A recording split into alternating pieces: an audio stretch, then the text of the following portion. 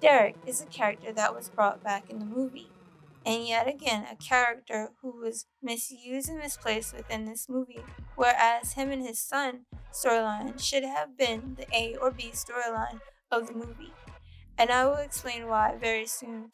However, in this movie, he is apparently somehow living back in Beacon Hill after 15 years, settled in a house and owning an auto garage shop, supposedly, and supposedly has a 15-year-old son who cannot turn into a werewolf and appears to be socially awkward.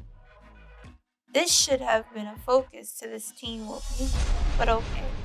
The character arc and storyline for Derek in this movie is kind of confusing and doesn't feel right from what we know about Derek and what he has been through in his life.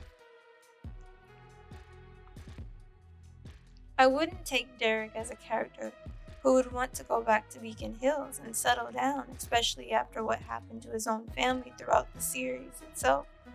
The last time we see him in season 6, he's on the run. To me, it didn't seem plausible and it felt forced for a couple of reasons.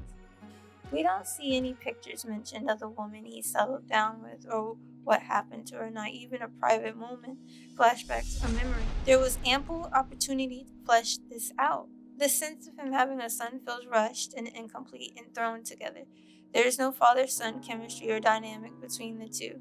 Eli is socially awkward, something that Derek wasn't that way when he was in school.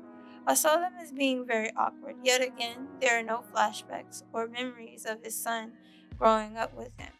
It was very jarring, and the guilt he struggles with for his son not turning into a werewolf felt unexplored, rushed, and not making sense for the storyline itself. I had expected something much more substantial to why Eli couldn't transform, and then he was just standing there until the end besides his almost death in Act 2. When he finally died at the end of Act 3, that even felt out of place, and his death didn't make sense either. But wondering if he is actually still alive because of his eyes color changing back to the alpha color, red.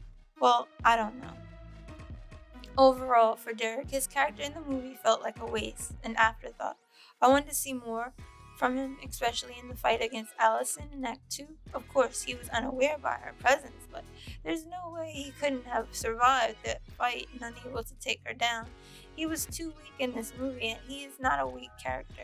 It's like the writers didn't know what to do with his character or anyone's character in the movie.